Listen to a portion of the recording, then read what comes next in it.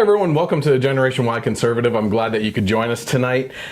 We got some things to talk about tonight. On tonight's podcast, we discuss a bar with a controversial name that is sparking outrage. Speaking of sparking outrage, Kanye West and Chance the Rapper are lighting up the entertainment industry after Kanye tweets about Candace Owens. By the way, have you looked at Uranus lately? Have you smelled Uranus lately?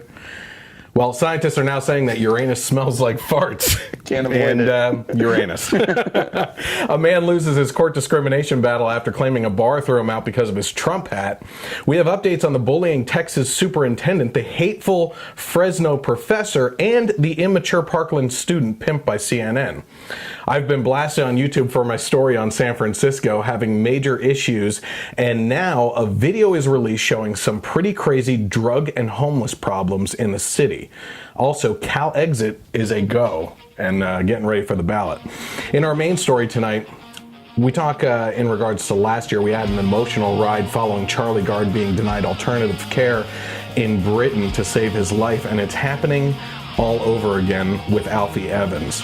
We tell you the story, we give you an update, and we discuss why the government and healthcare system should not have this kind of power over your children. We talk about these topics and more. This is the Generation Y Conservative Podcast.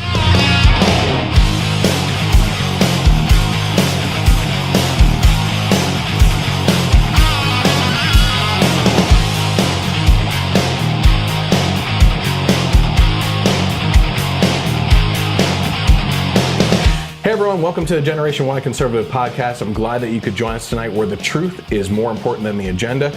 You can follow me on social media. Right now you may be watching on Facebook Live. You can search for the Generation Y Conservative page on Facebook, follow along, hit like. More importantly than that, you can also find this podcast on YouTube for the HD version of the audio and video. Subscribe to the channel, hit the bell to get notifications when we go and publish videos. That could be either the podcast itself or catching up a little bit more because we were sitting in the movie theater last night, movie reviews. We have a lot of good movies coming out this year, I think, that we're going to be doing some good reviews on. I'm debating right now on whether or not to leave the camera rolling for the live stream on the taping of the Infinity War review. Why not? But we'll see. We'll just let it run. You can also find me on Twitter, if you're looking at the bottom of the screen right now, at Gen Y Conservative without the E on the end, and interact with me there. I'm usually pretty active in the morning as I'm doing some work and stuff like that. Also, you can also find the podcast, the audio-only version of the podcast, on Sundays from 3 to 6 p.m. on KLRN Internet Radio, and they've also graciously put me onto iTunes and iHeartRadio. So if you subscribe to any podcasts on either of those two platforms, you can always subscribe to the podcast on there. Just search for the Generation Y Conservative, and it will actually show up as a Generation Y Conservative by KLRN Internet Radio. We have some news about something we announced in the last podcast, which is I have been selected as one of the speakers for the Second Amendment rally next month on May 19th. You can go and participate in any of the Second Amendment rallies around the nation next month on the 19th. But in Whitehall, Pennsylvania at Relic Hunter Firearms, you can actually go there and hang out with all of us. I'll be one of the speakers at that event. I don't know who else is speaking yet, but I'm actually going to be discussing with them what that topic will be tomorrow. Fingers crossed. I'm going to push for talking about the Constitution and the importance of it to our country, so we'll see. But certainly look up that event. Just search for the Relic Hunter Firing Line on Facebook. Follow their page as well. That's like a candy shop for gun owners. All right. Yeah. If you play like video games, all right, you go into like a Call of Duty Armory or something like that. That's what it's like in Relic Hunter. So I encourage you to go check out their page, and you'll also see the event information.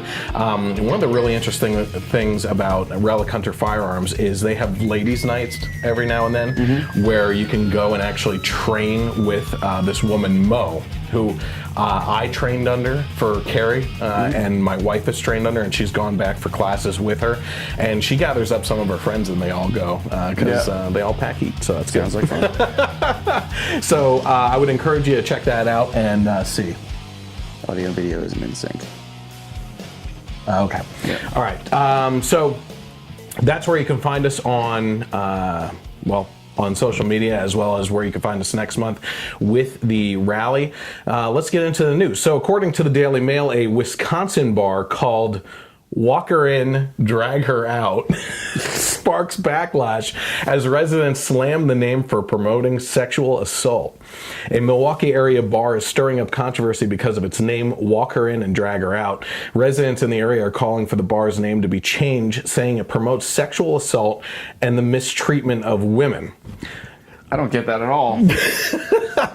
When I hear that name, I see a lady with a drinking problem that then I have to babysit on the way, and get home safely. It's not walk her in, hold her hair back. Yeah, right.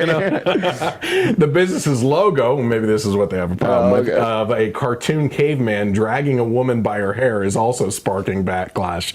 The husband and wife owners, Christian and Diane Plumeri, said that they took over the bar 9 years ago, and the bar got its name more than 30 years ago. So recent outrage, recently being triggered by something that's been there for quite a while. The couple apologized if people are offended, but have not decided if they will actually change the name. Stick to your guns. You can't apologize. Don't do it. You can't apologize. Because the apology is never good enough. Apologies... if this thing's been around for 30 years, I'm not always saying that like things aren't wrong just because they've been around for a long time, but this is not hurting anyone, right? And an apology is accepting that you're wrong. It's basically acknowledging that. And it's just not good enough for lefty crybabies. No, it's not. We talked about this last week with the Starbucks thing. When you apologize, it just makes them smell blood in the water, and they go after more and more. I mean, look at David Hogg with Laura Ingraham. The apology meant nothing, Nope, didn't matter to them. So. That's because the apologies don't matter. They're not actually looking for an apology. And we discussed this... well, actually, I don't know if I discussed it on last week's podcast, but I certainly did on the Kingdom of Logos podcast I was on, which, by the way, if you go to Kingdom of Logos on YouTube, you could see 2 clips I was on. I was a part of their show as a guest, and I would encourage you to go subscribe to them as well. One of the main topics that we talked about was specifically the Starbucks boycott, and we went in depth into that because, again, just like any of these recent news stories, people are jumping the gun, and you got a comment, but hold on a second, jumping the gun and talking about things before the facts even come out, So what do we got? This is not a spoiler because it was in the trailers. Okay. Did you find it funny when, I think it's Okoye from Wakanda brought up that opening the borders thought we might bring a Starbucks? Yeah. That's right. We started laughing. I don't know if that'd be too welcome of a chain to bring to Wakanda right about now. By the way, what happened when they brought down their technical wall? Yeah. Well, what I noticed was that they didn't. They said they were going to, but they didn't. No, they didn't. Like, this would probably be a good idea to keep this up. Yeah, then you literally let aliens in. Literally. Okay, so this is what one of the people in the area said. Her name's Paris Hubner. She said, I was like, let's put it on Facebook and something needs to be done, and said because they just crossed the line. It's 2018. This is insane. Her husband, Michael Reese, her friend, Michael Reese, told the outlet that he agrees that it's time for the bar to be renamed. I think some people will say it's a joke, but a lot of people will take it for what it is, and that's rape culture. Oh. I think someone wants to get in Paris's pants. Yeah, right. I totally agree with you. I'm a feminist, too. Yeah, I know. Beta male society we're in now. Oh, man. By the way, can I just go off subject a little bit for a second about beta males? Mm-hmm. We went down to the King of Prussia Mall. Oh, okay. Okay, like 2 weekends ago now or something like that. And I went into this big store, clothing store for people, and it's like cheap clothes. I forget what the name of it is. And I went over to the jean section because I needed work jeans, right? Mm-hmm. And all the jeans are stretch jeans. Yeah. Like all sizes, but they're stretch.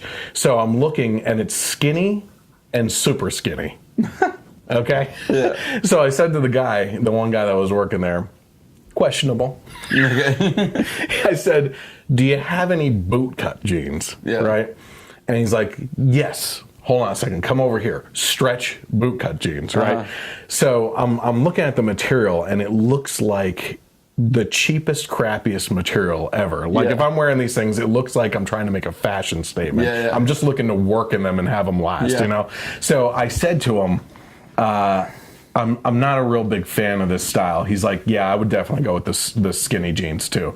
I was like, no, you're reading me wrong on that one. I wasn't talking about the fit of it. Yeah. That's hilarious. No, I'm more of a super skinny guy. Super guy, skinny jeans. Oh, my word. Sir, don't you know that we now have jeans that already look like you've worked in them? Do you have any of the pre-splattered with paint? Yeah, you don't have to actually work at them. Can I get some of the clear window knee jeans too? Yeah. Those didn't take off for some reason. We're already a year out. They haven't taken off. I don't get it.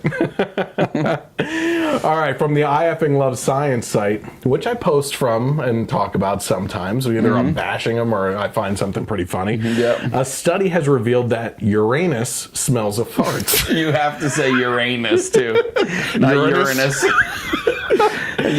No. Uranus. Astronomers have discovered that the upper atmosphere of Uranus is dominated by hydrogen sulfide, a molecule that smells like rotten eggs and is often found in human flatulence. The composition of the highest clouds of Uranus has never been unambiguously identified before. Planetary scientists could detect hints of ammonia and hydrogen sulfide, but there was not enough evidence to determine their presence In Uranus. Or around Uranus. If you ever go around the rim of Uranus, you might smell the sulfide. Yeah, maybe. Yeah. It's normally where it hangs out. If there's ever any leakage from Uranus, that's when you got to get it checked out by the scientists, you know? This discovery places a strong constraint on the formation of planets. Where Uranus and Neptune are located over 18 times the Earth-Sun distance, both ammonia and hydrogen sulfide are solid, so they could have been easily absorbed by fledgling planets. But closer in, hydrogen sulfide is less easily absorbed by the giant planets, and this is a key factor. By the way, are we back to Pluto being a planet again? I just thought it was still a dwarf planet.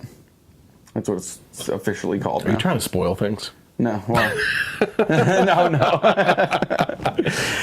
By the way, I asked the question in the comments section there if anybody saw the Avengers last night on opening night. We certainly went, and I'm paying the price for it today with sleep deprivation. And totally worth it. And also, just for the record, you do still have to pay the price for it as well. Yeah, it's true. Thanks. All right. So according to what's up? According to Fox News, a judge has ruled that a New York City bar can refuse service to a Trump supporter wearing a MAGA hat. Actually, one of the persons people that's tuning in right now, Maria, was one of the people that posted this, and I commented on it. I have some interesting thoughts on it, at least. A Manhattan judge ruled on Wednesday that kicking a Trump supporter out of a bar does not violate the law because the law does not protect against political discrimination. Greg Piatek, of Philadelphia, claims he was refused service and eventually removed from a New York City bar in January of 2017. So that was right before the actual appointment, for wearing a Make America Great Again hat in a lawsuit against the establishment. Anyone who supports Trump or believes in what you believe is not welcome here, and you need to leave right now because we don't serve you. Piatek claims that the staff of the Happiest Hour told him. It sounds like a real cheery place. Oh, man. It sounds like the happiest place. So, is that what it's called? The happiest hour. It just kind of, for some reason, the little toy things and Shrek that dance around and reminds me of those things. Piatek claimed that the incident offended his sense of being an American, according to the New York Post. The lawyer representing the Happiest Hour, Elizabeth Conway, argued that he was not discriminated against because only religious, not political, beliefs are protected under state and city discrimination law. Supporting Trump is not a religion, Conway argued. I've seen some evidence contrary. Piatek's attorney, Paul Legere, responded in court, the purpose of the hat is that he wore it because he was visiting the 9/11 memorial. He was paying spiritual tribute to the victims of 9/11. The Make America Great Again hat was part of his spiritual belief. We're really twisting things around. Rather This shoe's gonna fit! I swear to God. Rather than remove his hat, instead he held true to his spiritual belief and was forced from the bar. The judge pressed Legere on the spiritual nature of his client's belief, saying the bar staff would not be aware of Piatek's specific religious philosophies. So the judge asked, how many members are in this spiritual program that your client is engaged in? The answer should have been, enough to win.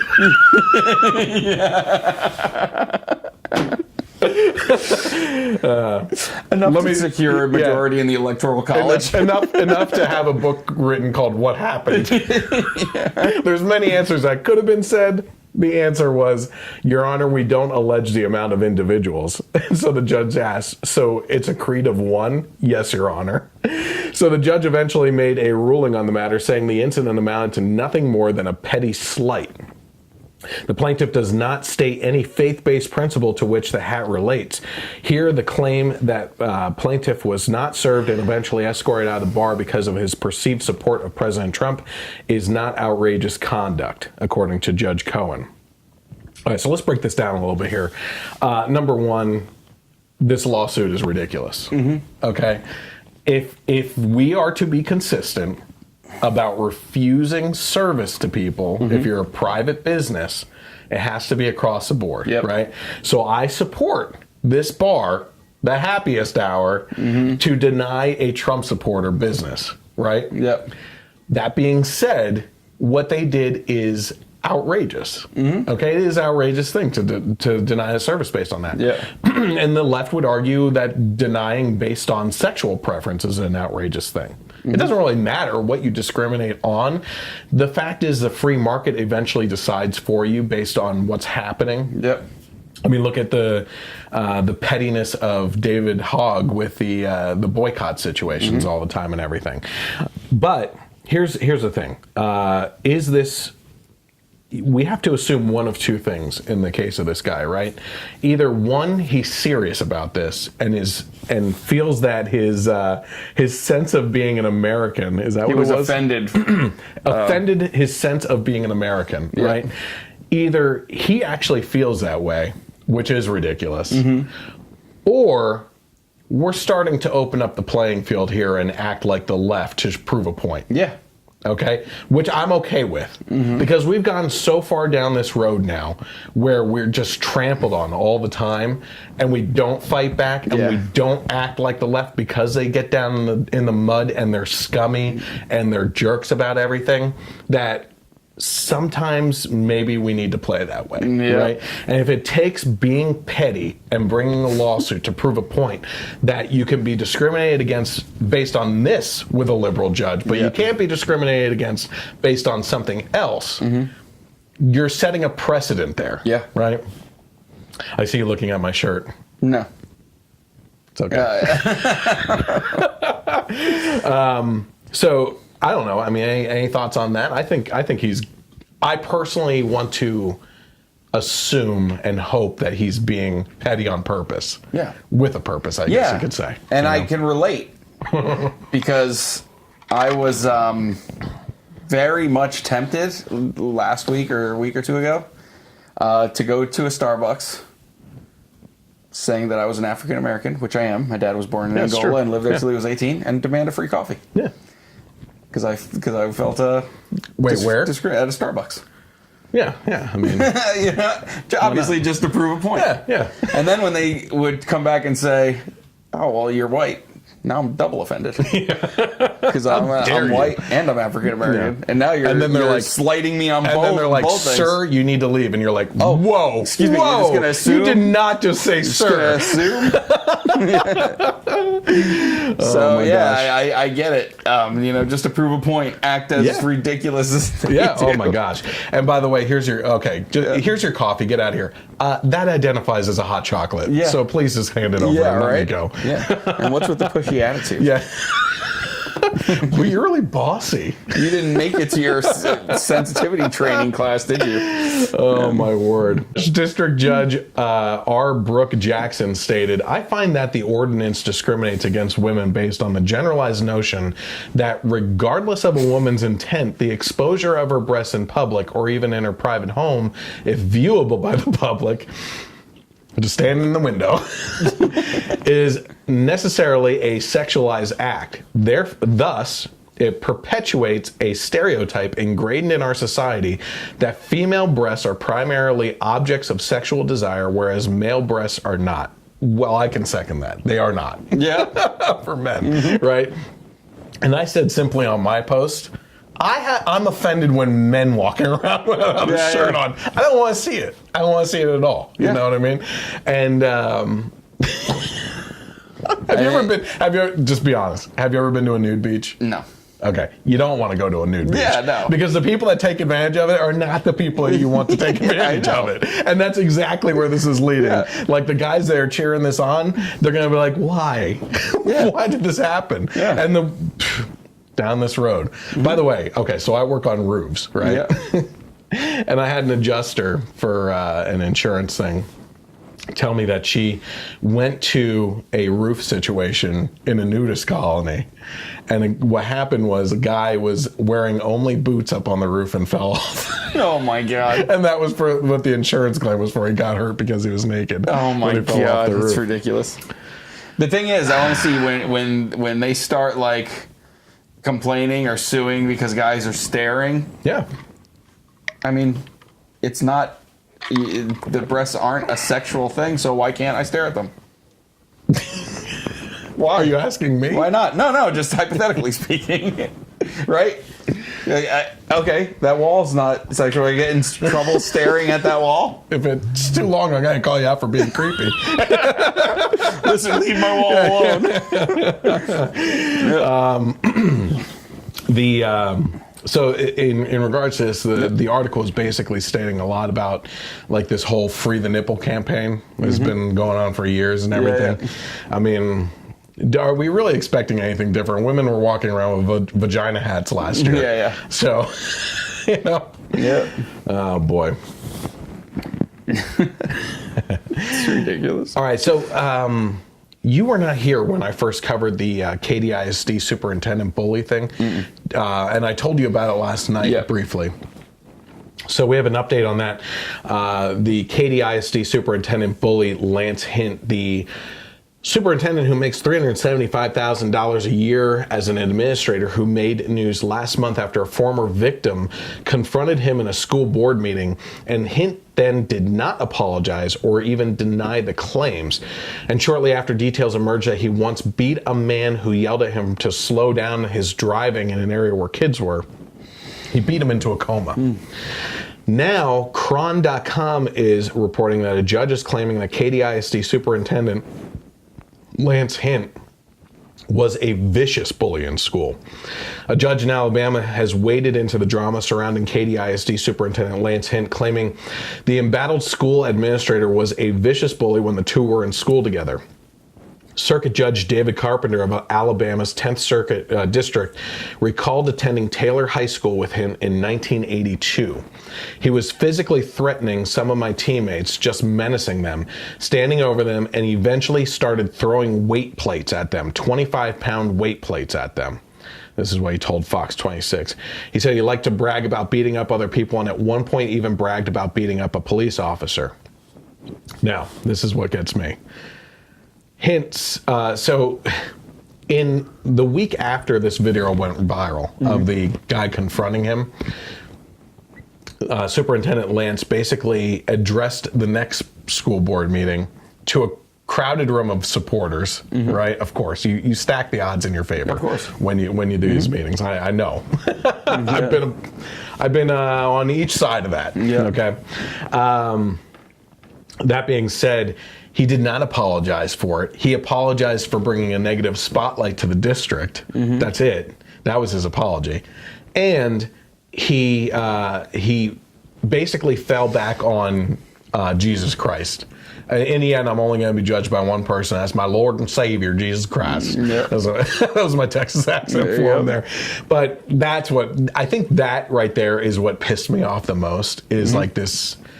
I'm not going to claim he's a fake Christian, but you do not use that kind of defense when in this type of situation. If nothing else, when you're a Christian, you own up to it and you say, my life has been turned around by Jesus. I was a bad person back then. I either did do it or I may have done it. I did some pretty horrible things. My life has been turned around.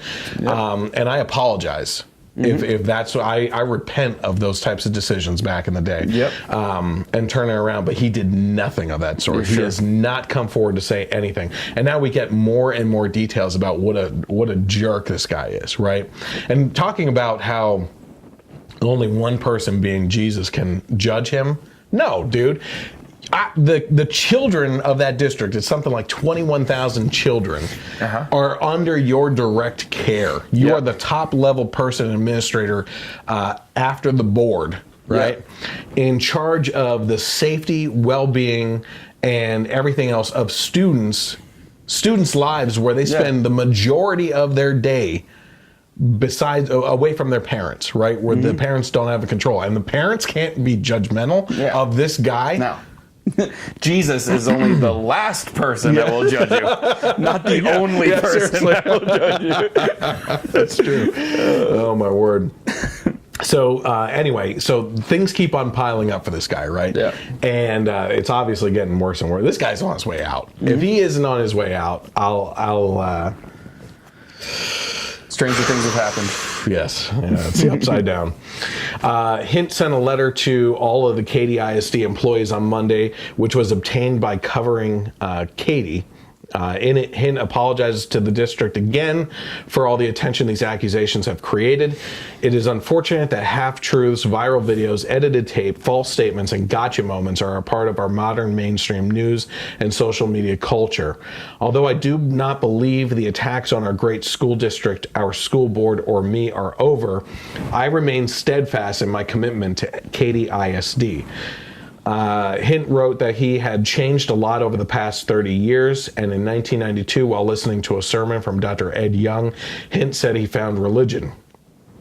Knowing that my past had been washed away and I was a renewed person, I hitched a ride on a wonderful journey that has led me to where I am today. When I was young and dumb, I did dumb things. Because of great teachers, coaches, administrators, and mentors in my life, and the unconditional love of my parents, I was able to overcome, learn, and grow from my childhood mistakes.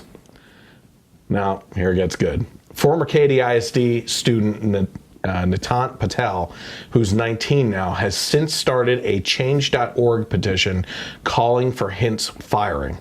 So if you go to change.org and search for Lance Hindt, you're going to find two petitions. One in support of him, which only has a little, probably right around 2,000 signatures right now. And then there's the other one, which I signed today. We've called for the firing of him. That's a couple thousand right now. Okay. The question you have to ask is this: if you have children in the school and you have a problem either way with any type of bullying, whether it's online or offline, and you think that the school should be addressing the bullying in some sort of way, do you feel comfortable having those situations dealt with by a man who is directly responsible for some hideous, vicious bullying of his own when he was younger, to the point where he still cannot own it and use it as an example to move forward and actually use this as a case of, I was a bully, I know how bad things can get because I was like that. I've turned my life around. Here's how we could do it as a school district. You could actually use this as an example to move forward. Instead, he is dodging it like crazy. So I signed the petition. I'm not saying other people should. I'm not calling for a boycott. I'm not that type of person. I'm just saying if you want to find the petition, it's on change.org. Oh, man. I don't know. Yeah, it's just, I'll be looking it up later tonight to join it. In an update from the Blaze, another update, David Hogg, who is obviously one of the Parkland students that's been all over calling for gun control after the shooting down in Parkland. Are you done with calling him hogwash? I got in trouble with my wife for it. Yeah. David Hogg it is. Was asked. Apparently I was a bully. Now we know who's in charge. Apparently I was a bully. I mean, if Laura Ingraham gets in trouble for saying he whined, and that's it. You know, mispronouncing his last name. So anyway, David Hogg was asked how to overcome right-wing bullies, which apparently I might be. but I'm a cuddle monster. Yeah. To which he had a surprising response. In a glowing review of the history of Hogg's recent gun control advocacy, Box, who is ultra-liberal, published a video interview with the high school student where he talks about his right-wing critics. Hogg was asked what advice he had to other activists, especially students who might find themselves in the crosshairs of right-wing smear machines. You ready for this? Mm-hmm. Hogg responded, "Whenever someone calls you a dick or whatever, just say, 'I love you,' honestly." That's what this world needs. We don't need anyone else being super mean to each other like Laura Ingraham was to me or anybody else. Hogg was, of course, referring to the mocking tweet that Fox News host Laura Ingraham sent about him that resulted in a boycott of her show and a loss of advertisers. He also point out that the few that are just absolutely ridiculous, and after that people will start fighting for you because you shouldn't have to, honestly. So here he is. Laura Ingraham put out a tweet that said that he whined about colleges not accepting him, right? He put this out publicly. Yeah. And she just said he whined about it, and then said basically it's understandable even with a great GPA like he had, like admittedly saying he has a good GPA, that these colleges would not have accepted him because they have super high standards, you know? And linked to an article basically stating that and backing her up using facts. I know that hurts feelings nowadays and everything. But it linked to the article and everything, and he boycotted her because she used the word wine, right? So he didn't even take his own advice. No.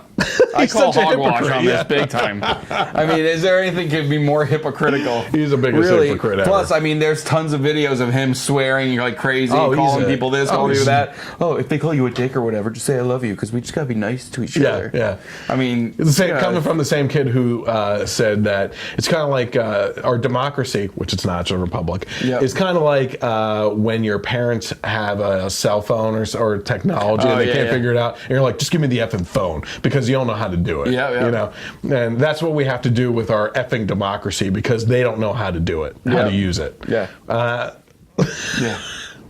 you don't even know what kind of system we have, you don't know how to do it. Much deeper trouble than you already. So anyway, he said, I'm sorry, the Vox video journalist Carlos Maza said, yeah, they shouldn't. It is deeply disturbing that teenagers who survived a mass shooting have to worry about how to deal with this stuff. But under the weight of intense media attention and pressure, these students are putting on a master class with how to deal with bullies. Okay, I call BS on number 2 here. Okay.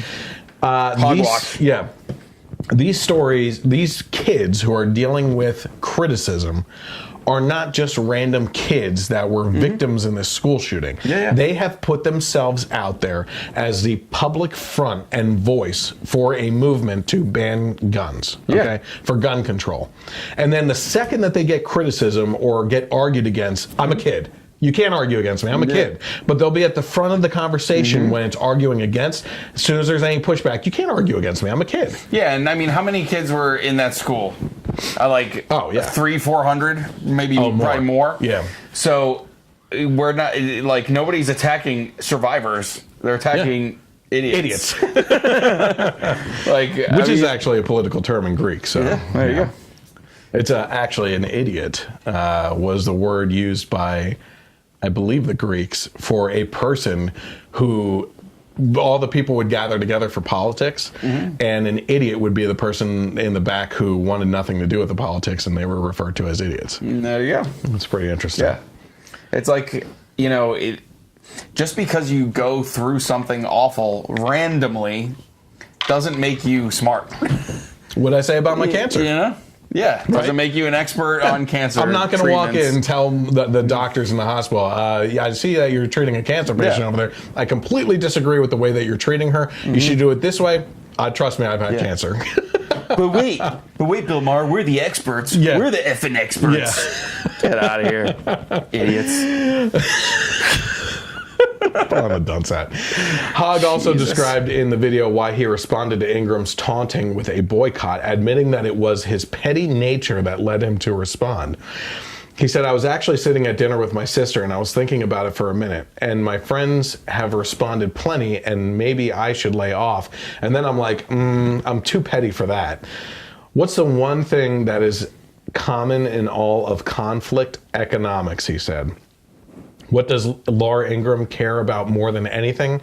Her $4 million salary. That's assuming a lot. Yeah. That's bull. Okay, that is like the argument from the left all the time that money is what matters the most and status and stuff like that. Bull.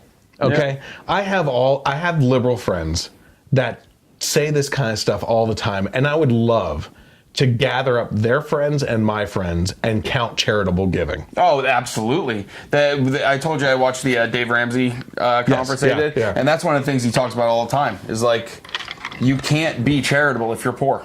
Nope. You can't. There's no margin in your budget or life in order to do so. And he was talking about a friend of his who's worth like well over $20 million who bought like an entire like low income school district bikes, you know? Yeah. For the whole school.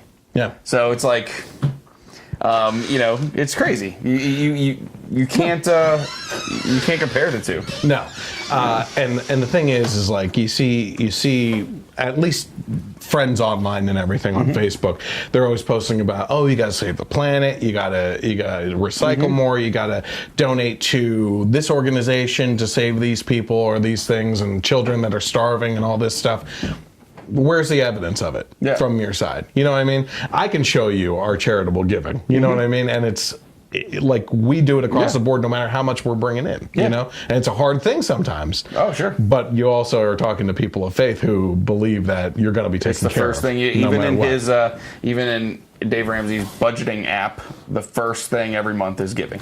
You know, then saving, then all your bills. Like that's how it goes. And and even when you get to the end of his program where everything is paid off and you're just building wealth, his whole thing is build wealth and give. And giving is the most fun you can have with money. But you can't do that if you're poor. No, you cannot. No. He also said you don't need to go after these people personally because that's just immature and that's what they're trying to do to you. Go after their advertisers and them making money. Yeah. Again, don't go after them personally. Just go after their livelihood. Yeah.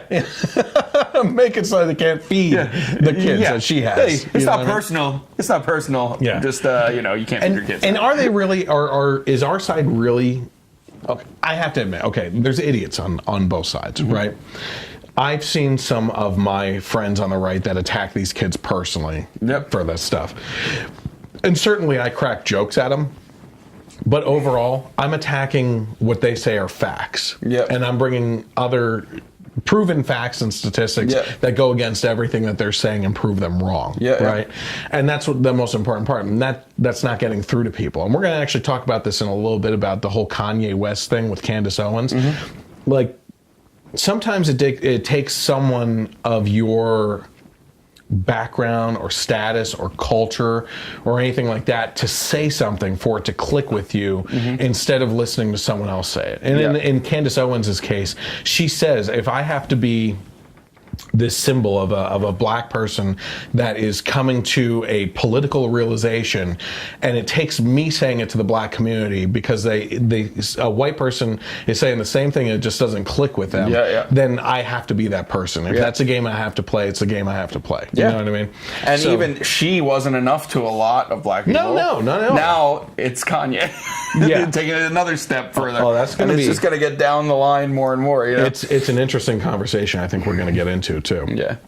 And you're right. You shouldn't attack personally. No. So I guess in hindsight, maybe hogwash is a little. But because you're just saying that because you just walked in. I was because I was thinking about this yesterday at the movie when we were talking about Chris Evans. Yeah. Right. Because. I always try to kind of like always think too like that we have more. I know that it's hard to not like start to personally hate someone. I know. But like I do try to kind of step back and be like, it is true that we have much more in common than we have differences. Yeah, absolutely. And if we hung out with Chris Evans and politics never came up, we'd probably have a great time. Oh yeah. And you know, I've seen him do a lot of cool things for kids and things like that. And you know, it is like you almost have to try to make yourself just kind of like keep someone's politics, but it's all how they act too. You know, it is the hardest thing for you and me because you have. You have the Avengers are liberal. You have Chris Evans, Mark Ruffalo, who's a huge greenie and liberal. You have Scarlett Johansson. You have Scarlett Johansson, right? Robert Downey Jr. has his moments. He's back and forth. He's conflicted. Yes, I think he is. I think he realizes some things sometimes. And then you have Chris Pratt.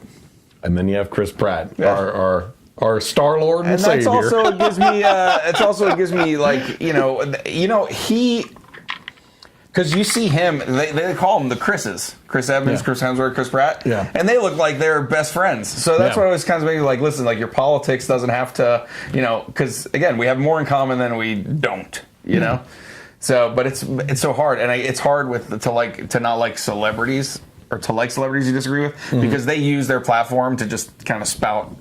Chris Evans specifically has said some outrageous things about both Republicans and Trump and I mean it's like middle school level commentary on Twitter and stuff. And Mark Ruffalo does the same thing for sure. But I think one thing that I thought you were just going to touch upon there is Chris Pratt is kind of like that light of hope in Hollywood that. You don't ever hear him talk about politics. It's his actions that speak for him. You know, when he posted on Instagram, him carrying a homemade cross, a massive one, up the hill. He posted again this Easter, a cross that they put up. I don't know if you saw. The fact that he butchers his own animals and drives the left crazy. Farming and harvesting and stuff. Which is exactly what they kind of talk about, is living off the land and stuff like that.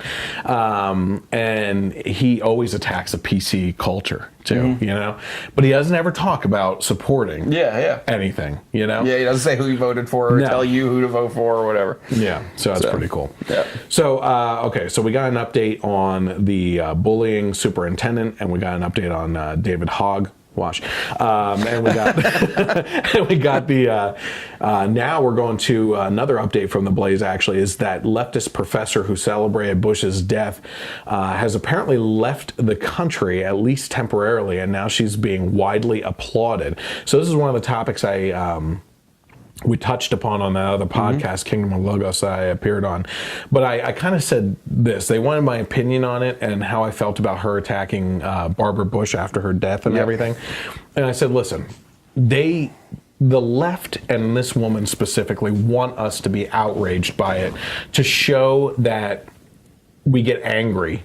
Right, and they want that picture of an angry conservative over someone dying. You know what I mean? I'm not going to give it to them. Like, she has freedom of speech. It's kind of like what started off the night about the what was it? The bar kicking out someone because of the Trump hat and everything, right? Like, they have the right to. They should have the right to do that. You know, and in this case, like this woman has freedom of speech. Where she technically went wrong, though, is she's at Fresno University out there in California, and she said. She kept on saying in tweet after tweet, say what you want and do what you want. I have tenure. You can't touch me. You know what I mean?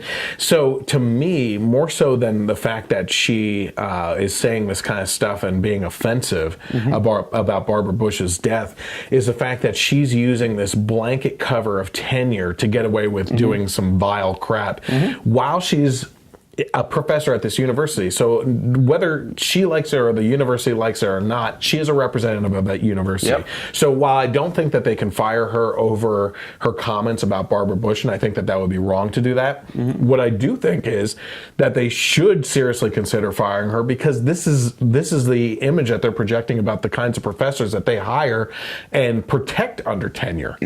And it's a bad representation of the college, and they're going to start losing funding and donations and possibly attendance of the students too. So that's going to all be reflected in the numbers and everything for the college itself. And I always ask myself if the same thing was said about Michelle Obama, what would have happened to this person? Oh, it would have been torches and pitchforks. Yeah, absolutely. Exactly. So anyway, she apparently left the country. Randa Jarrar, or Jar Jar, the leftist professor who crassly celebrated Barbara Bush's death with a series of offensive and disrespectful tweets about the former First Lady and her family, is on leave from the school and out of the country. But that isn't stopping her supporters from coming forward and applauding her. Jarrar celebrated Bush's death last week in a string of tweets that are no longer available for public view. She believes in freedom of speech and she believes in being able to say what she wants to say, but then she deletes them. So go figure. In one tweet, the liberal professor wrote, "Barbara Bush was a generous and smart and amazing racist who, along with her husband, raised a war criminal. F out of here with your nice words." She also added, "PSA, either you are against these pieces of crap and their genocidal ways, or you're part of the problem. That's actually how simple this is. I'm happy the witch is dead. Can't wait for the rest of her family to fall to their demise the way 1.5 million Iraqis have." Lovely. Fresno State President Joseph Castro issued a statement about Jarrar's tweeting shortly after her remarks hit viral status.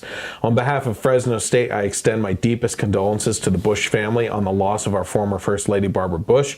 We share the deep concerns expressed by others over the personal comments made today by Professor Randa Jarrar, a professor in the English department at Fresno State. Her statements were made as a private citizen, not as a representative of Fresno State. Professor Jarrar's expressed personal views and commentary are obviously contrary to the core values of our university, which include respect and empathy for individuals with divergent points of view, and a sincere commitment to mutual understanding and progress." A local literary community hailed Jarrar as a hero on Saturday during a local literary festival that she was supposed to headline. Real hero. Yeah. Like, first of all, I don't care your freedom of speech, okay? Like I said, but you're a hero? Yeah. It's just That's how low. it's an insult to real heroes. Yeah, no kidding. A local literary community, I said that. So Jarrar, who is on leave from Fresno State for the remainder of the semester, bowed out of headlining the festival Lit Hop, and according to Fox News, has left the country. She's a Muslim. I wonder where she went. Yeah. A portion of a statement from Fresno City College revealed Jarrar's withdrawal from the festival and also explicitly noted that Jarrar's comments were her own and not supported by Fresno City College or Lit Hop. Lee Herrick, founder of the festival, told The Bee, "I support Randa Jarrar's free speech, and I also denounce any violence against her or threats of violence against anyone else." He added, "Randa is in our thoughts. She is a very important part of this literary community, and she is on everyone's mind for her safety and some of the important issues that are being raised about the importance of free speech." I'm not gonna disagree with him there. It would be absolute, if it's happening, and we've seen this kind of stuff before. When the podcast started up, we were talking about all these faux Trump attacks, right? Trump supporter attacks on people that turned out to be false. I just don't know where to go with it anymore on what's true and what isn't in regards to allegations that something apparently happened with threats of violence, you know? If she's being threatened, it's wrong. Yeah. You know, that's bullying. We were just talking about bullying before. And you can't threaten someone. You know, like, that's ridiculous. She has a different point of view. She's an idiot. Yep. We're dealing with a lot of idiots tonight. Yep. And almost every podcast we. Yeah. But the fact of the matter is, like, she's a literary. She's in, what is she? English department. English department. Yeah. English department at Fresno University. A professor of English department, and she's writing these tweets the way she is. She's an English professor. Yeah. It kind of writes itself as far as opinion on the woman. You know what I mean? So leave her alone. Let her hang herself with the comments that she's making. Of, you know, to me, it should come down to parents of the students should be made aware of what's going on at the college where their kids are attending, and hopefully it makes enough news that anyone considering going there doesn't want to send their kids there for that kind of purpose, you know? Anything else on that, Il? I mean, I don't know what else there is to say about that lady. I almost like, it's like you said at the beginning. You told me last week or the week before, is that it's just you don't even want to bring more attention because that's what they want. Yeah, it's just crazy. But yeah, cowardly to take the tweets down. Oh yeah, absolutely. Stand by your words if you mean them so much. Speaking of standing by your words, yeah. Kanye West sparked liberal outrage this week when he tweeted support for rising political commentator Candace Owens. Are you familiar with Candace Owens? Oh yeah. I want your opinion on her then in a second. Okay. The tweet that sparked the outrage simply read, "I love the way Candace Owens thinks." Mm-hmm. Whoa! Fireworks! Owens responded in a string of tweets saying, "Victim blacks have been so brainwashed to commit to the past that they are incapable of seeing the future. Same black media hosts that are calling Kanye racist, crazy, drug addict will regret it by 2024. The more Kanye succeeds, the more they will fail. The plantation supervisors are out in full force. They want their slaves back." So it's a little on the nose, at least, The backlash wasn't just from his fans. Some other singers and celebs got involved. This is fantastic. Specifically, half of the Trump-hating couple, John Legend, texted Kanye, and Kanye straight up tweeted the conversation, calling him out. This is great. That was amazing. This is the text from John Legend. "Hey, it's JL. I hope you'll reconsider aligning yourself with Trump. First of all, he said he likes the way that Candace Owens thinks. Yeah. That's it." Well, there were many other tweets of him, like with his signed MAGA hat. Oh, okay. And he took a picture wearing his MAGA hat with two white guys who I don't know who they were. And then you saw the Dragon Energy tweet, right? Yeah. That Trump replied to. Yeah. I mean, he's aligning himself with Trump. Okay. I'll give John credit on that one. He said, "I hope you'll reconsider aligning yourself with Trump. You're way too powerful and influential to endorse who he is and what he stands for. As you know, what you say really means something to your fans. They are loyal to you and respect your opinion. So many people who love you feel so betrayed right now because they know the harm that Trump's policies cause, especially to people of color." Really? Like what? Time out. What? Yes. Name them. What? Name one thing. There is nothing. I mean, I'm hearing silence. Obviously, we're the only two in the room, but yeah. Anybody? Hello? There is nothing that's harming people of color specifically. It is perceived. Yep. It is assumed, and it is contrived in the statements of the leftist media that whenever they come up with some sort of policy, they feel it's always a dog whistle, right? It's a dog whistle to racist policies and stuff like that. So anyway, he said, "Don't let this be a part of your legacy. You're the greatest artist of our generation." I just disagree with you all around, John Legend. I know, right? So anyway, Kanye tweeted back, "I love you, John, and I appreciate your thoughts. You bringing up my fans or my legacy is a tactic based on fear used to manipulate my free thought." So, John Legend obviously kind of got the smackdown with that. He said, "Think freely, think with empathy and context too. Your words and actions have consequences. Much love." He said, "And since you're posting tweets, let me add that I have a new single out." And Kanye wrote, "Haha, I love you, John." He's just taking David Hogg's advice. Yeah, exactly. I just couldn't believe that he posted those texts. I mean, that was great. straight up calling him out. And John Legend isn't it? Like him and his wife. What's her name?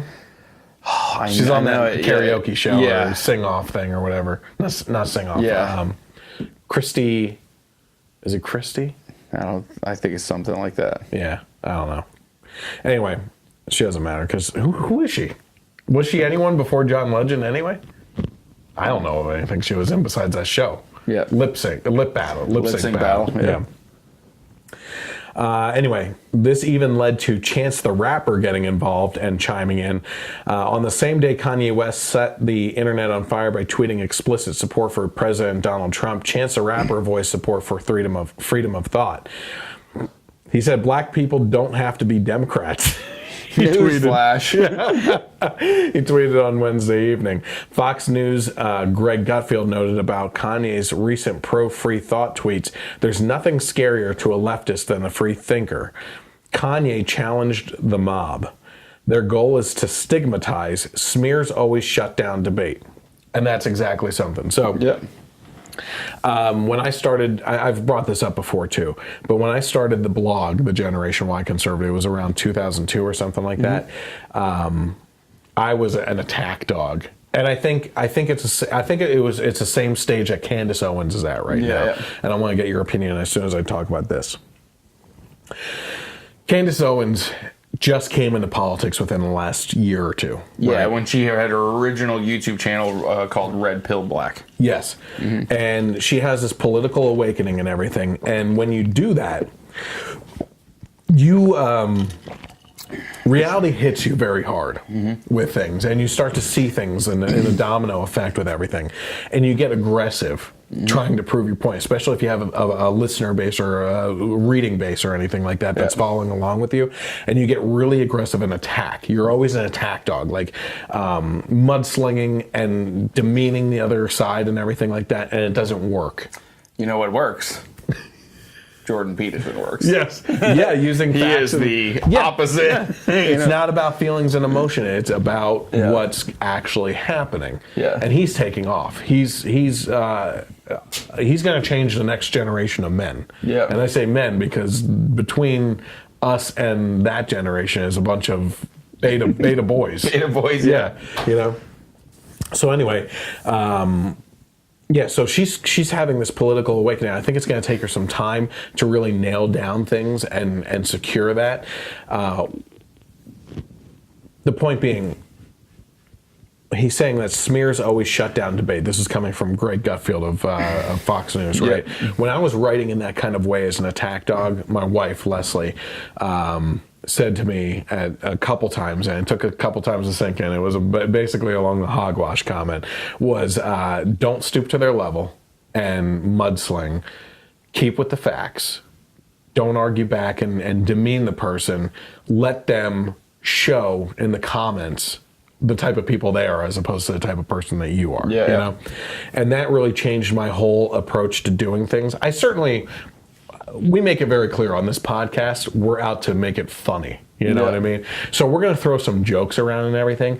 But when you sit and stare at a camera like a certain blonde, skinny commentator and just angrily rant at the camera with all these problems and no solutions, then you're stirring up the emotions of the people that follow you. But what are you offering them? It's an empty clay pot.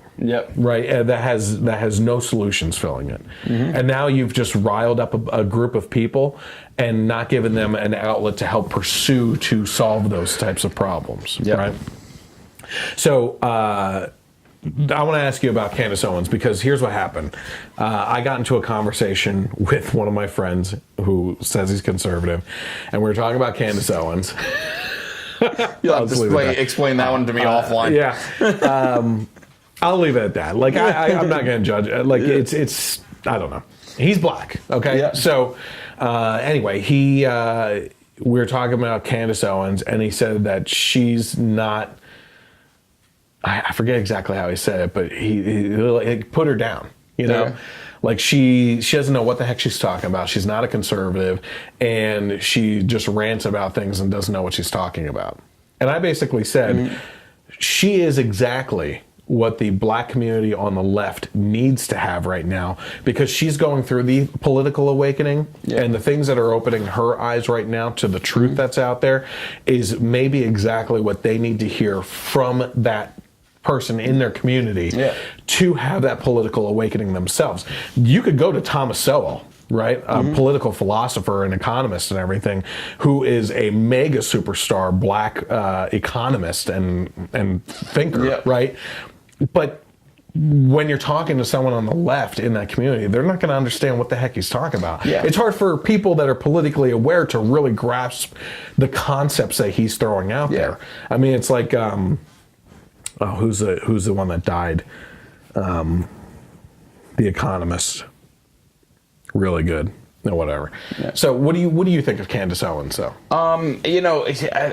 She first almost kind of started out to me as kind of like a Milo type character, like more comedic, shock value, like her videos of responding to celebrities at award shows, how no one cares what you think. Yeah, like those are the first kind of things that kind of caught my attention.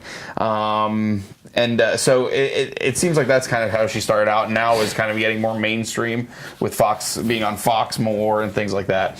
So I had she said she was liberal and kind of switched, almost like NRA lady Dana Lash. Dana Lash. Yeah, she said she was a Democrat for the longest time, but. So it's kind of like but also everyone finding your. I mean, let's be honest. Yeah, that's the old when saying. You're younger, if you're under 30 and a Republican, you're a jerk. If you have no heart. If you're over it and you're not a conservative, you have no brain. Yeah.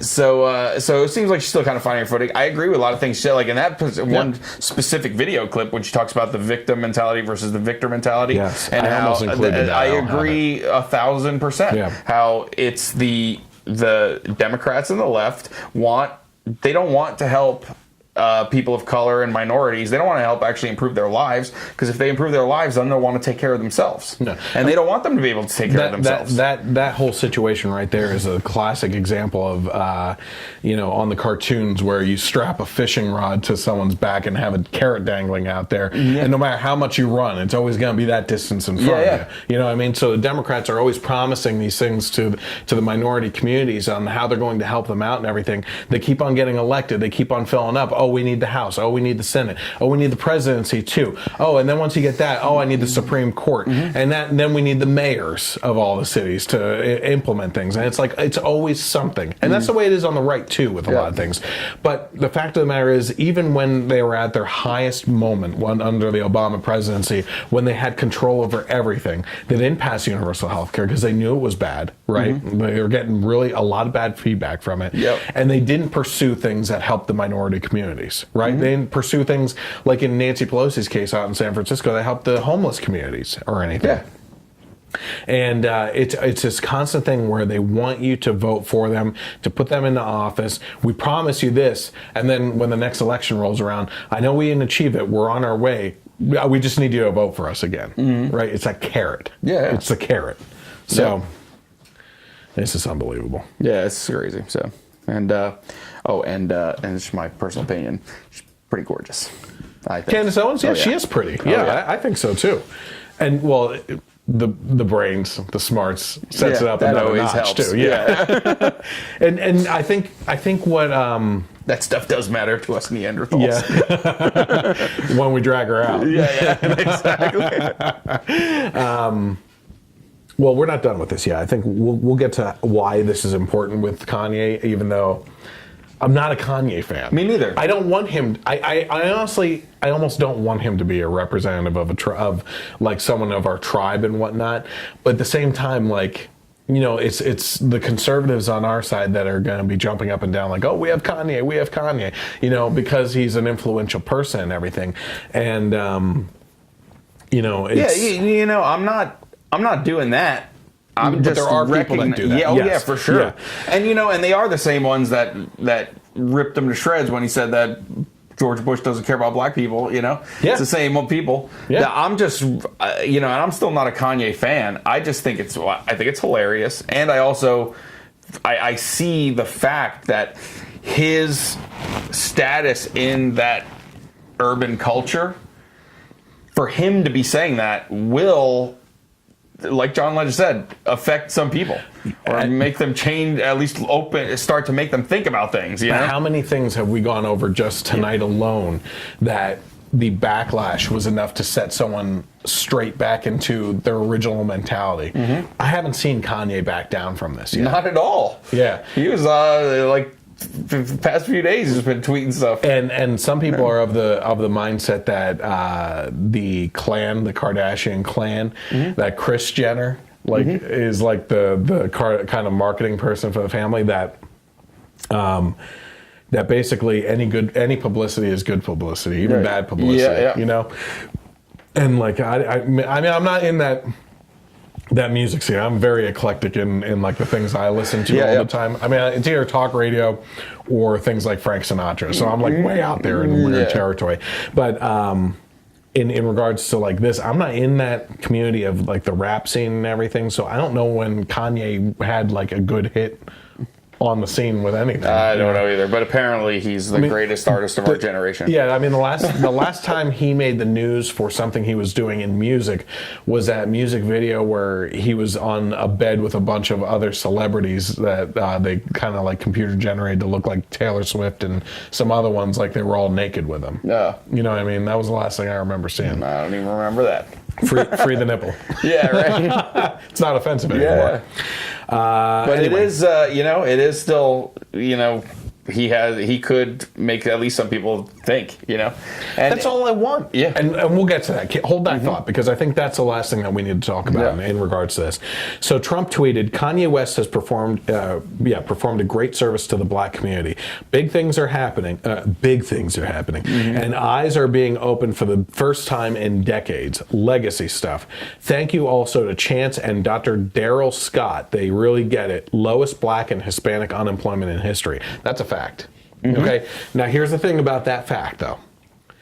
Was it because of Trump, or is it a rollover effect from the Obama administration too? I don't know. I'm not an economist. It could be a little bit of both. I'm sure it is actually, but I'm not going to claim either way. You know what I mean? Even if it is a rollover effect from the Obama presidency, it is lasting, and it is the lowest unemployment for blacks and Hispanics in history, in recorded history so far. Before I go on, is there something in regards to what we were talking about before we get to this? Nope. I need to read it myself. Okay. So it says, to this tweet from Trump, Chance responded with, he must have, he wrote it up on his phone and tweeted it. Did I not get the whole thing? Nope. Anyway, a part of it said, I'd never support anyone who has made a career out of hatred, racism, and discrimination. I'd never support someone who'd talk about Chicago as if it's hell on earth and then take steps to make life harder here for the most disenfranchised among us. I understand why people are disappointed with my words, but I was raised to believe actions speak louder than words. So let my apology be seen in my future works, and let me make up for my poorly timed comments with immediate action and advocacy for those who need it most. My statement about black folk not having to be Democrats, though true, was a deflection from the real conversation. So, unfortunately, there was enough backlash to him that he kind of backed down, but I do like that he put though true in there. Yeah. So go ahead with what you were saying there for a second about. It's just the fact that he is saying something will make some people at least think.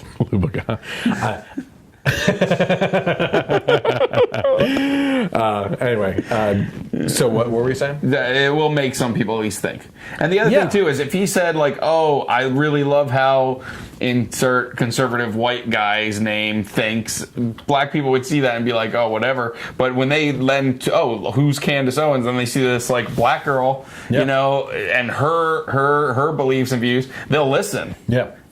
Oh, Kanye vouches for her. Yeah, honestly, here's what I was gonna say about Kanye. Like, I don't care about the guy personally. I don't like his music. I don't like him as a person. When he ever since that VMA Awards or whatever, where he said that Bush doesn't care about black people, like just the way he said it and his demeanor during it.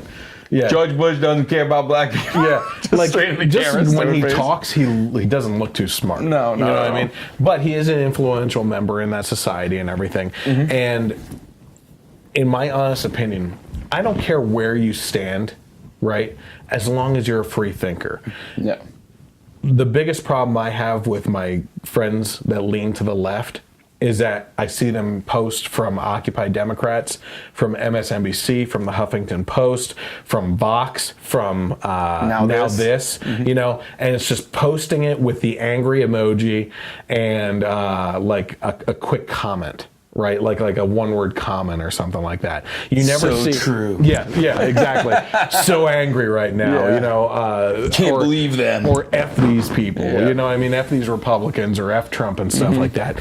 And there's no thought process behind it, right? Tell me, if you're gonna post that type of thing. They probably only watch like half the video too, and then post it. Went back to their latte. Because it bashes that person, then I'm going to share it. Yeah. But my point being, if you're going to post anything like that, then I can have a certain level of respect for you. If you disagree with me, if you can also add your own commentary to that on why you believe that's true or why you support what they're saying in that video. If you're giving a one-word answer or a little angry emoji, that's just saying that you are just hitting share and you have no thought process yourself.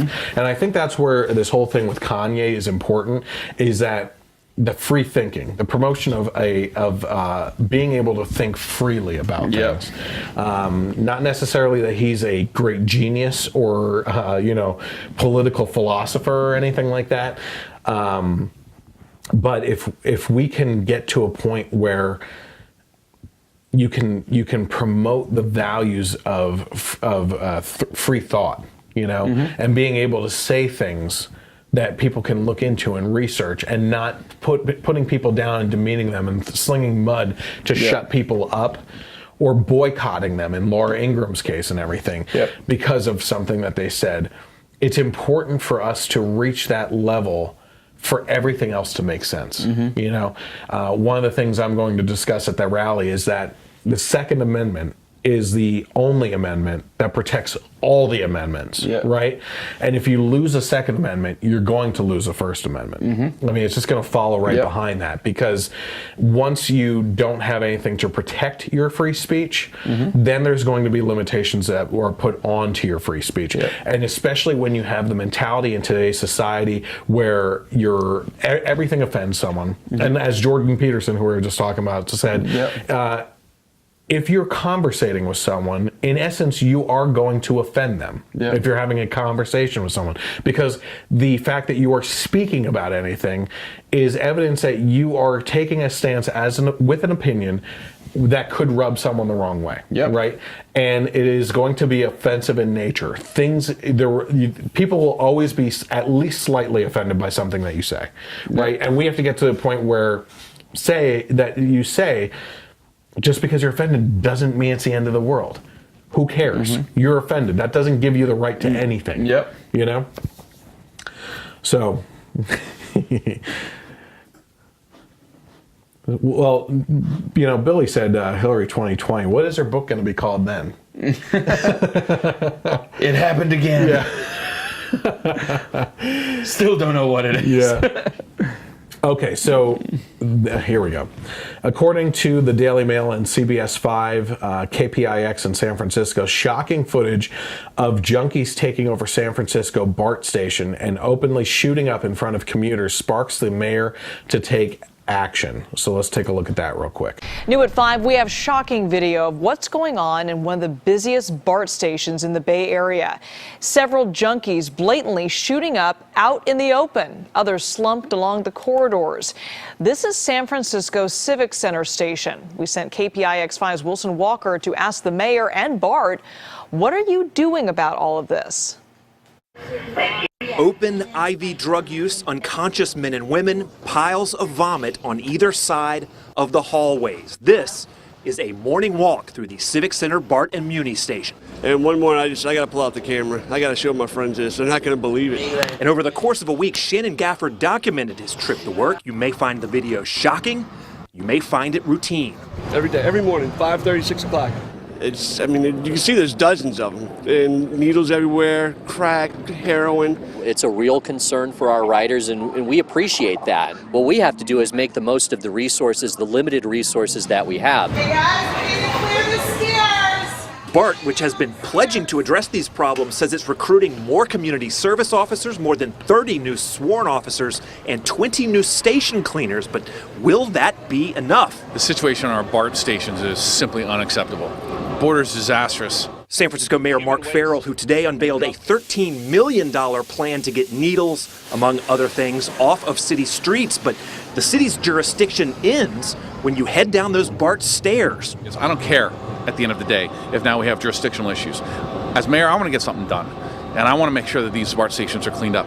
Now, while homeless services are offered to those in the city's BART stations, the mayor says San Francisco police may be needed because BART admits it is simply overwhelmed by the crisis that has landed in its hallways. We're in the midst of a national homelessness crisis, and we're also in the middle of a national drug crisis. And unfortunately, as a transit agency, we have limited resources, and we're not really equipped to deal with these social issues. So this, for now, is the status quo, a daily commute through a human crisis that shows no end. You do. You feel bad for these people in a way. I mean, because you are human and you see them. This isn't going anywhere, it looks like. It's just getting worse. In San Francisco, Wilson Walker, KPIX 5. So what you're seeing there is a bunch of different things, and one of the videos that I put out a couple weeks ago that has gone pretty viral, I mean it's between 9,000 and 10,000 views right now, was me just talking about an article that was released about San Francisco, about the mass exodus from it.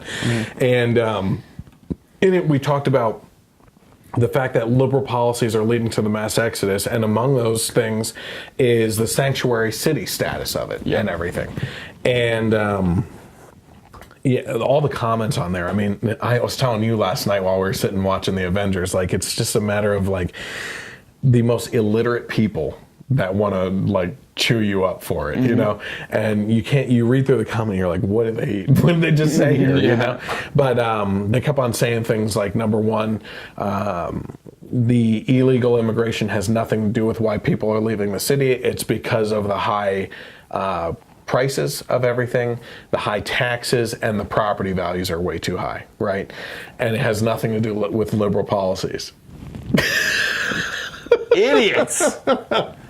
Idiots.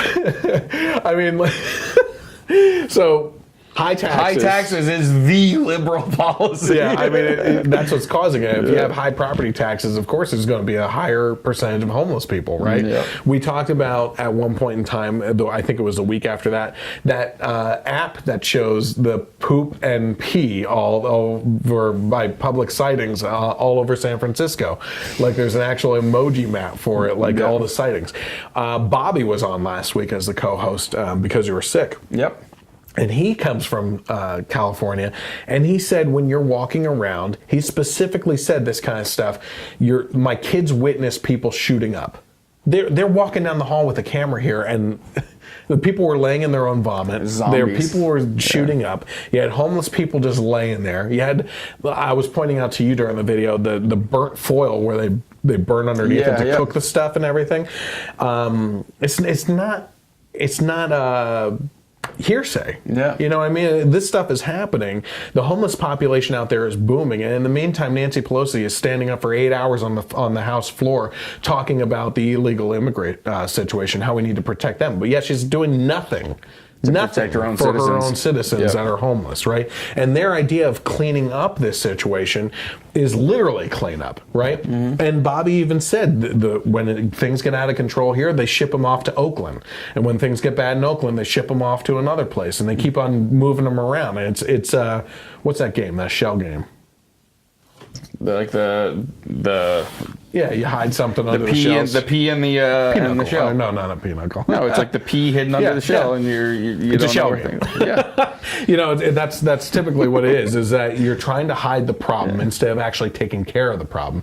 And that is the liberal mentality out there. You have a massive problem out there right now, and it's clearly shown.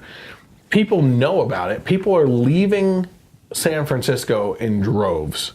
And it's because of all the liberal stuff that's piling up out there, you know?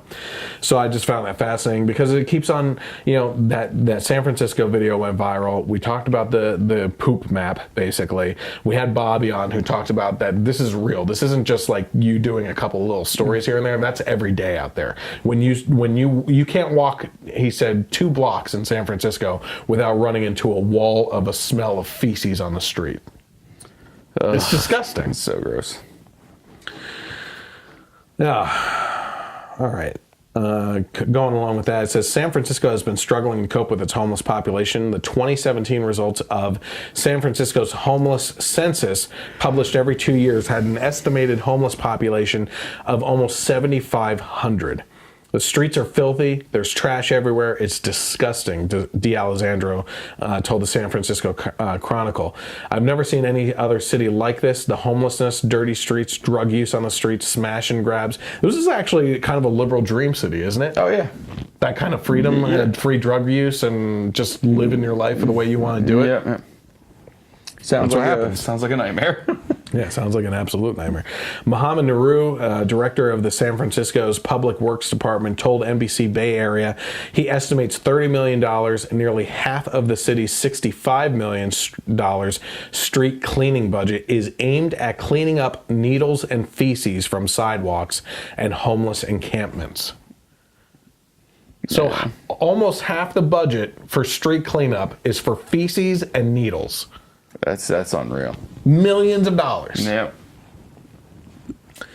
Anyway, speaking of California, this is all leading up to the last week we were also talking about the California 3-state solution. What was it? Northern, Southern, and just California. NorCal, SoCal, and then just California. We talked about that last week, but according to Fox News, a CalExit is possibly on the ballot as well. Advocates who want California to secede from the rest of the United States were given the green light Monday to begin collecting signatures for their initiative. California Secretary of State Alex Padilla announced the ballot proposal had been cleared. The latest measure would ask voters in 2020 to decide whether to open up a secession discussion. If passed, a second election would be held a year later, asking voters to affirm the decision and become an independent country. So, interesting thing about this, and I've brought this up before too, the economy for California, specifically what they produce, if they were to be their own country, is about the 12th largest economy in the world. Okay, so they do have that.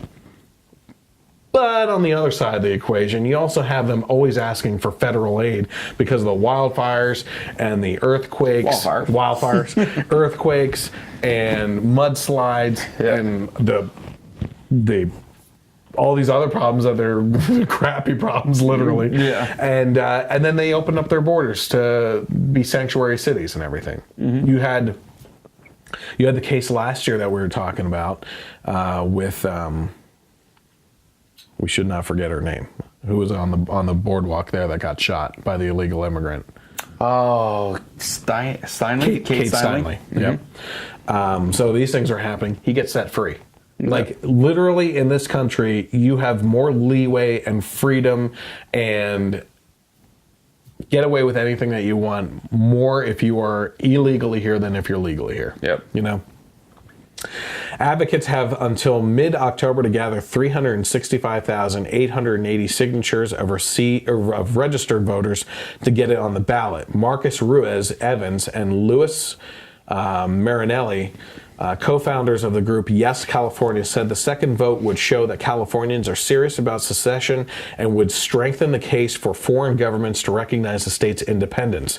We realize it may seem like a long time to wait, Marinelli told the Times of San Diego, but we need time to have a serious dialogue with the people of California about why they should support the independence referendum by voting yes. The voters need to make an informed decision when they go to the polls to determine Californians' political future. Evans told CNBC that while his group is progressive, they do embrace some conservative ideals. CalExit is left. We are progressive, and that's why we don't like Trump. But there are some very hardcore Republican concepts to CalExit, including the group saying, "Don't waste our tax money." This is also the state that pays millions of dollars worth for salmon mating research in the rivers. Yeah. So, and what is wasting money though? Wasting money to them is probably fruitful ventures to us. So I don't think they really do have conservative values. You know what I mean? If that were not enough, there's yet another proposal in play known as New California that would cut out rural counties and make them into individual states, which I don't know, I don't know what would be better. I almost feel like cut off California, let them secede, and then tell them that's their only chance. Yeah. See how it works out for them. You know, you're not gonna get aid from us if you fail. Yeah. You know, be that socialist utopia that you want to be, and you can be that socialist American experiment. You know, in the same way that I almost want Texas to secede and truly live by conservative ideals and free market principles to see how that would succeed. It would be a fantastic example and comparison to see those two states take upon those ideals politically in the philosophy angles that they would do, and actually see what kind of fruits come from those ventures. Yeah. You know what I mean? Especially since they both border Mexico, how they would handle that situation. Yeah. I mean, California would collapse in no time. Yeah. Absolutely 100%. You know? And Texas would be the utopia. You see, they could get halfway through the words secede, and I'll have my things packed down there. Pretty damn fast. So we got some comments coming in. On this. Billy says liberals in government are not ignorant. They're calculated. There is an end game for them. Their policies are not meant to work. You can't reason with them, which, that's exactly true. Echoing what we were saying earlier. He also adds, what would liberals do without those electoral votes in the American elections? So interesting thing he brings that up. That's one of the reasons why we were saying that the 3-state solution for California last week is actually a bad idea. I had to have Bobby talk me through that specifically because in that 3-state solution, it is specifically set up, like he's saying, to be calculated to give them more control, because in each of those states that would be split up, they would include a major liberal city. Yep. Right. So just like the reason why Pennsylvania leans blue a lot of times is because of Philadelphia and Pittsburgh. Yep. Right. So in the 3-state solution, not only would you have those big cities that lean liberal that would bring those states to the liberal side, even despite the rural, red conservative areas around them, what you end up doing is a part of that plan would be adding more seats to Congress. Which is what Bill Bardell brings up in the next comment that we have here. Now, this was going into where he said just take the rural areas and section them out as states. That would add red seats to Congress. But I also don't think it's fair to the red portion of California to be so underrepresented. I mean, California is the left of the left, right? I mean, rivaled only in ideals by places like Vermont, right? But even in Vermont's case, I mean, you're talking about more.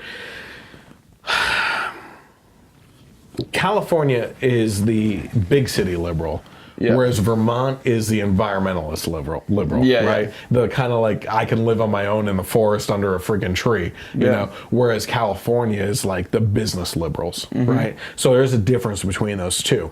But I think he's right. You're underrepresented as even a Republican, let alone conservatives in California. You're never going to have a chance to be represented out there. And the fact of the matter is, it's mainly the cities: San Francisco, San Diego, Los Angeles, and Oakland and stuff like that. All those places are all going to lean liberal. And you get outside the cities, and it's a lot of, from what I understand, hardcore Republican ideals that just never get represented.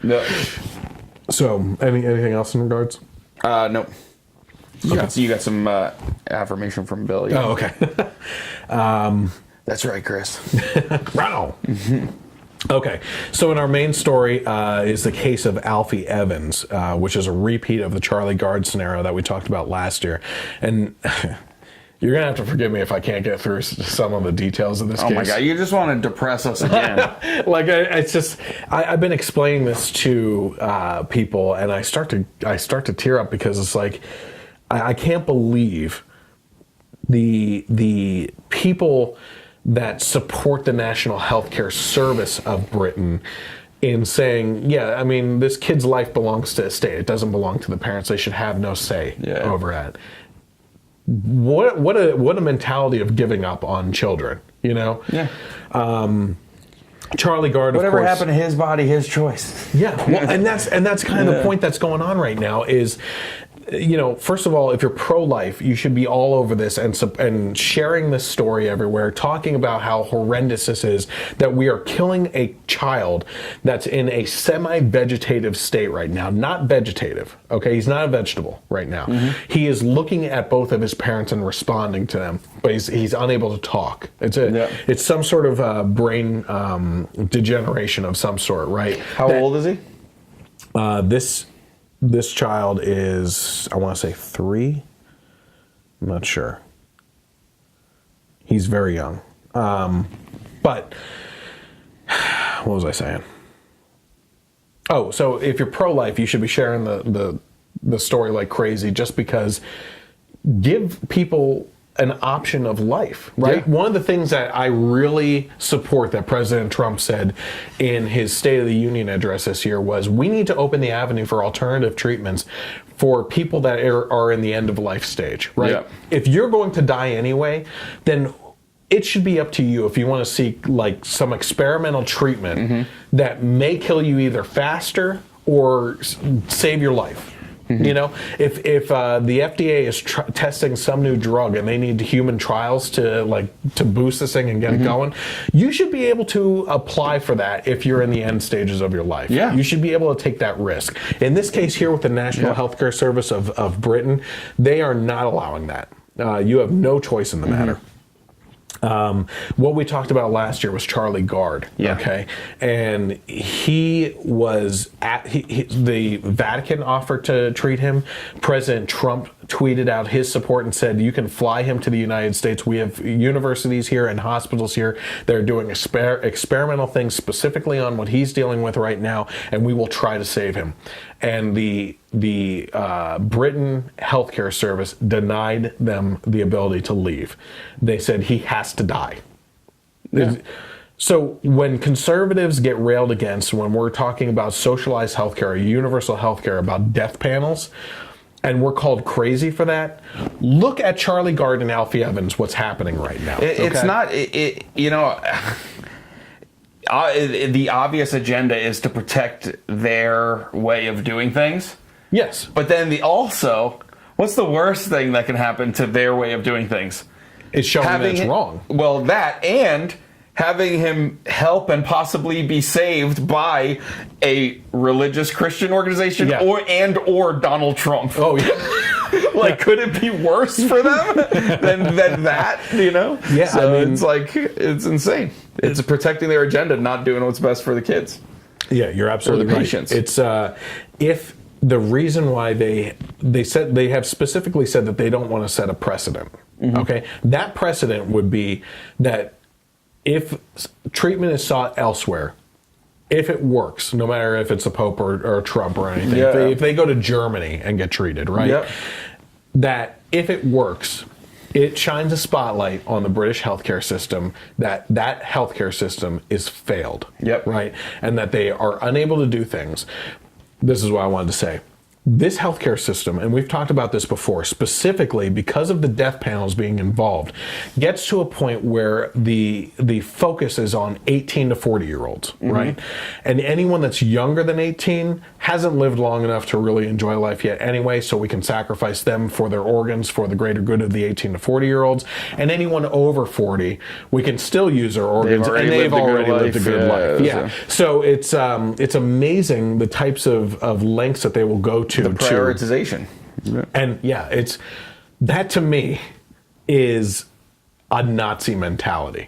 I'm sorry. This is like experimenting on the Jews in World War II and prioritizing who gets to live and who has to die. Right. It's pretty scary stuff if you ask me. Anyway, I want to give you a little bit of a background on Alfie and what exactly is going on with him. But Alfie was born to parents Tom Evans and Kate James from Bootley in Merseyside on May 9th of 2016. So he's only a little over, no, he's not even 2 yet, right? He was first admitted to Alder Hey Children's Hospital in Liverpool in December 2016 after suffering seizures and has been a patient in the hospital ever since. Doctors diagnosed a degenerative neurological condition which they have not been able to identify definitively. So they can't even tell you what the heck is wrong with this kid. And they still won't let him go.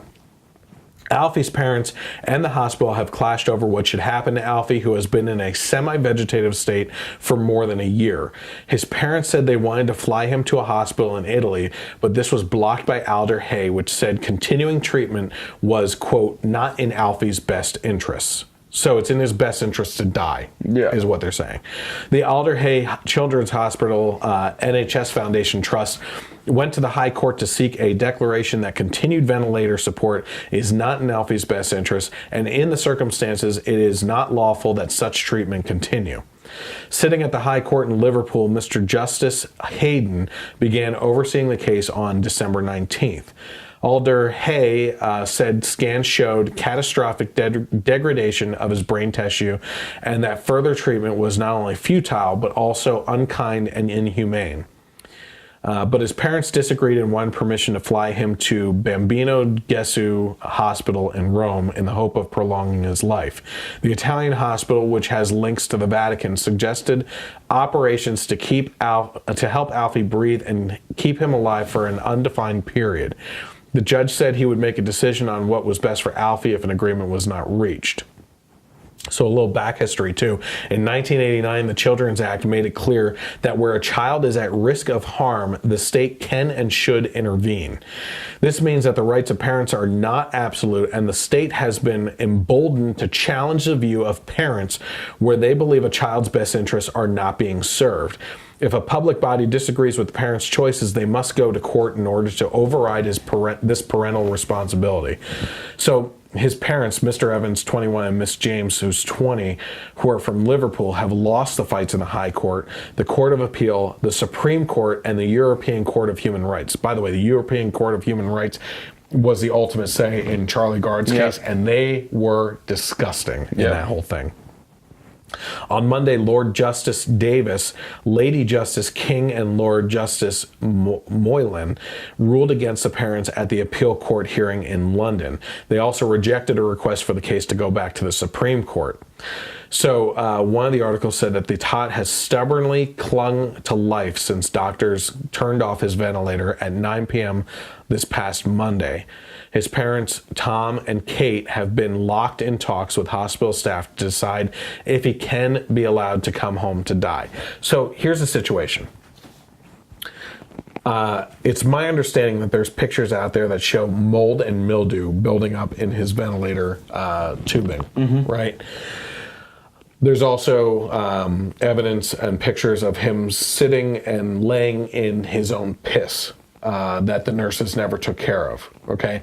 Crusted, just gunk buildup around his mouth and nostrils and everything. This kid has not been treated, okay? If you're going to be there for health care, why would he be treated? That's not in his best interests. Right. So they decide to take this kid off of life support, right? And what happens? He breathes on his own.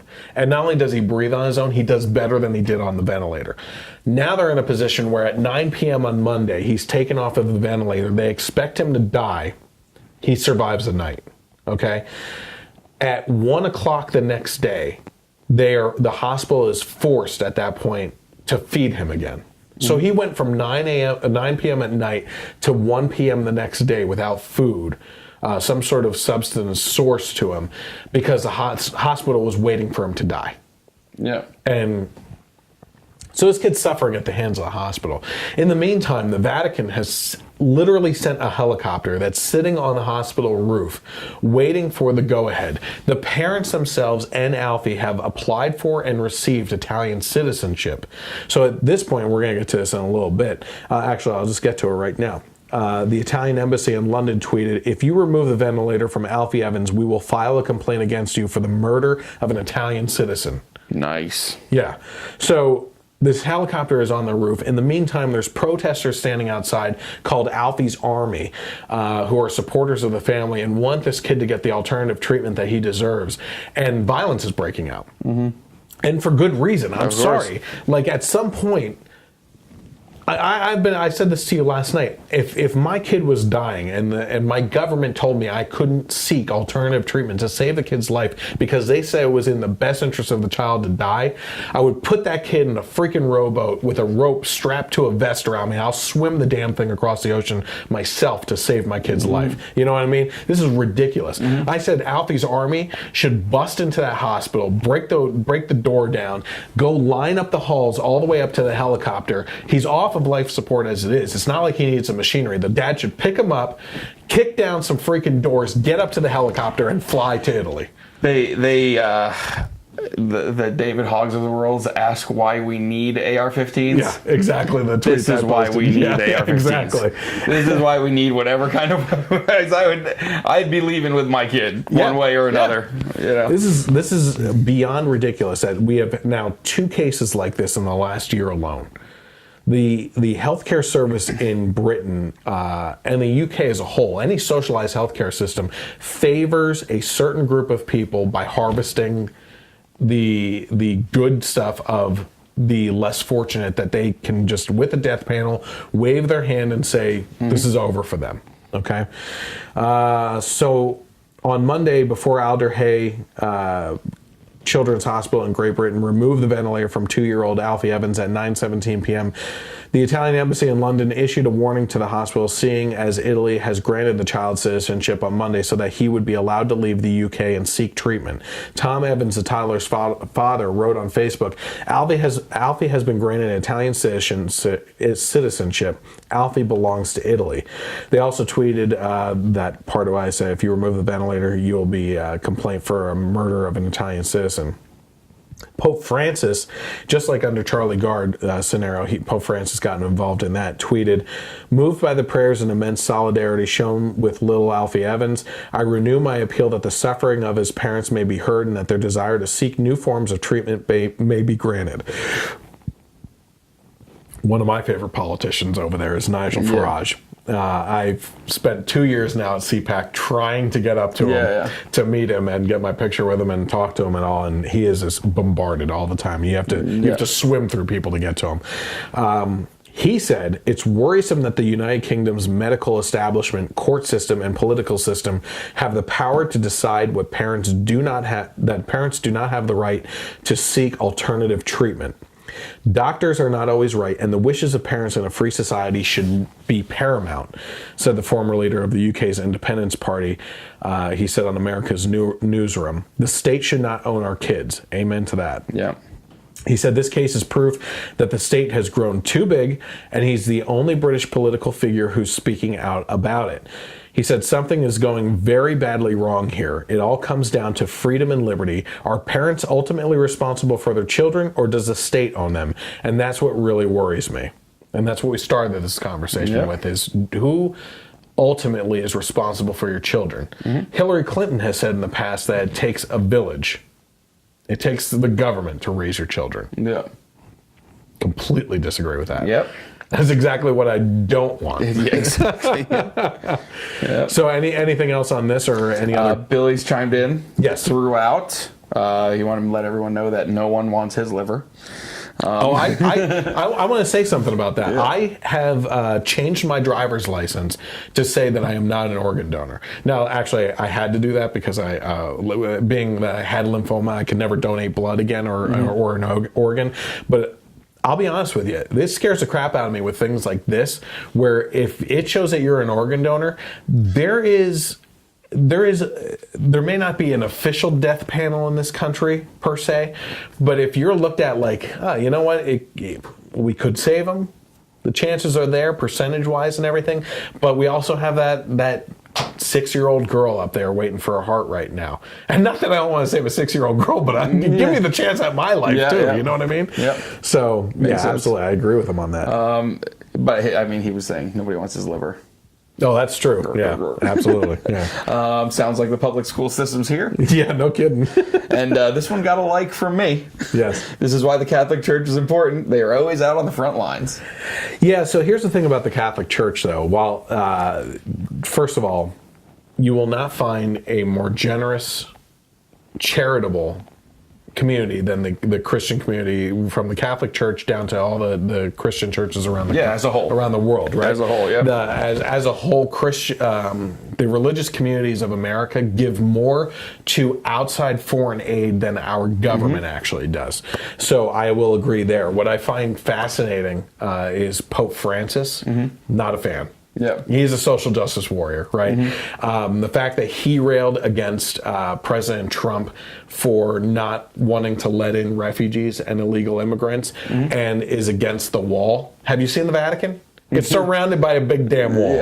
And when you're on the outside of the wall, there's a lot of homeless people out there that are begging for help and everything, and the priests walk right by them. You know, so, and they're going into their like gold encrusted everything else. And I'm not saying that that's wrong, because they certainly do give a lot. And that's one of the reasons why I'm always pissed off by all these people that post the stupid memes about churches should have to pay taxes too and everything like that.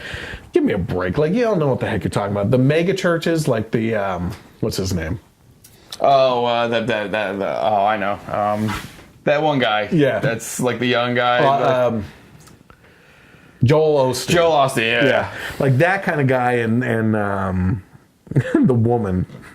They drive me nuts because their strategy is not about Jesus. It's about the gospel of income, basically, of wealth, right? And they try to like contort the message of the word to fit an agenda to make more money. Like, if you follow Jesus, he'll bless you with money. And in the end, Jesus was telling people to give up everything, absolutely everything, and follow him, including your money and wealth and clothing off of your back and everything. Just follow him, you know? So I think that messaging is all wrong. But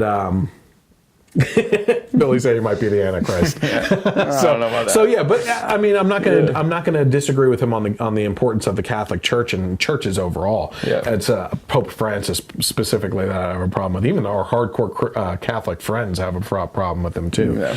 So I have things just like probably you can with anybody. There's things he does that I like. There's things he does that I don't like. Yeah, absolutely. So. Anything else on these tonight at all? No.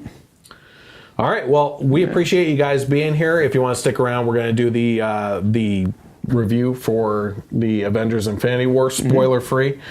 And then we'll do a spoiler one. It's going to be... I like the new format. Actually, if you go onto the YouTube channel right now, you can see my movie review for A Quiet Place. And I actually really enjoyed the format. I think that, you know, the attention span of today's society is very short. And maybe we were going a little long on all the details of the actors and everything. So we'll be doing a quick review of a scripted review that I did of the Avengers film, spoiler free, and then we'll also do a cut of discussing what happened in the film. And if you keep tuning in, that's on you. If you're if the spoiler warning is there, it's your own fault. Yep. So I appreciate everyone tuning in tonight. Again, you can find us on Facebook, the Generation Y Conservative. Hit like, hit subscribe on the YouTube channel, and hit the bell for notifications when we actually publish videos. Also, interact with us on Twitter at Gen Y Conservative without the E on the end. All that information is on the bottom of your screen right now. If you're listening, which you may be, you can find the podcast audio on iHeartRadio and iTunes, and this podcast re-aired on Sundays from 3 to 6 p.m. on KLRN Internet Radio. I appreciate you guys being here and joining us tonight. Have a great night, and God bless America.